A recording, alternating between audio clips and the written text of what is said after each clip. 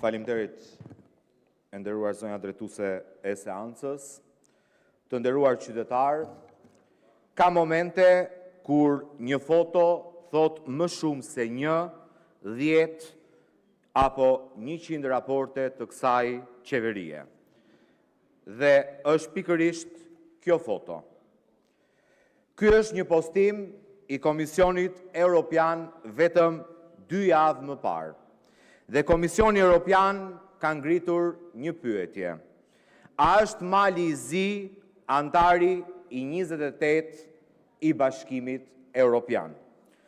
Nuk e bën këtë pyetje për Shqipërinë, siç na mbyt çdo ditë propaganda e kryeministrit më të korruptuar në Europë, se ne qenë kemi të parët në proces. E bën për Malin e Zi pyetje. Dikush mund kujtoj se Mali i Zi ka 14 vite që negocion. Krejt e vërtet. Po kaq do të kishim dhe ne, nëse kryetari i opozitës aso kohë Edi Rama nuk do të blokonte për 3 vite me radhë statusin e vendit kandidat dhe kryeministri Edi Rama nuk do të blokonte për 10 vite hapjen dhe nisjen e negociatave. Dhe u adogji shansin shqiptarve vetëm e vetëm që meritën të mos e merrte Partia Demokratike, e cila sapo kishte realizuar atëherë edhe arritjen historike të liberalizimit të vizave.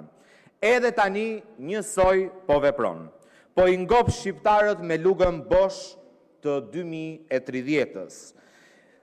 Si një sharlatan i mjerueshëm politik, në zgjedhje u premtoi shqiptarëve pasaport Bashkimit Evropian. Ju kujtohet, besoj, që prezantonte pasaportën e Shqipërisë sikur Tirana të ishte bërë antar i Bashkimit Evropian.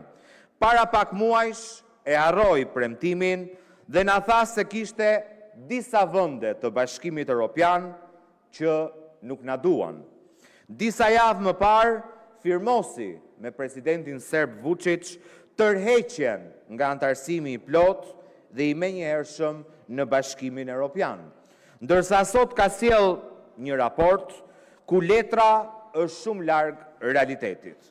Sepse në realitet nuk është se ndonjë vend antar i Bashkimit Evropian na e ka me hile.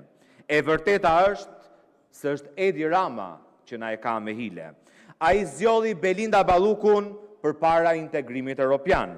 Me vedije të plot për të mbrojtur bashkëpunëtorin e tij të panderur nga SPAK, Edi Rama nuk e kaloi testin e Europës dhe sot vendet e Bashkimit Evropian po na vendosin kusht pas kushti duke shprehur hapur zhgënjimin dhe mosbesimin ndaj kësaj qeverie.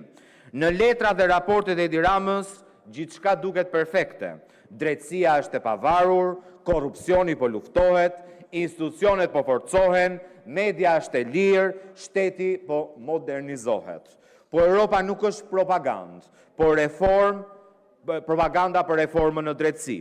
Europa është barazia para ligjit, të cilin Edi Rama e shkeli me të dyja këmbët për hatër të Belinda Ballukut.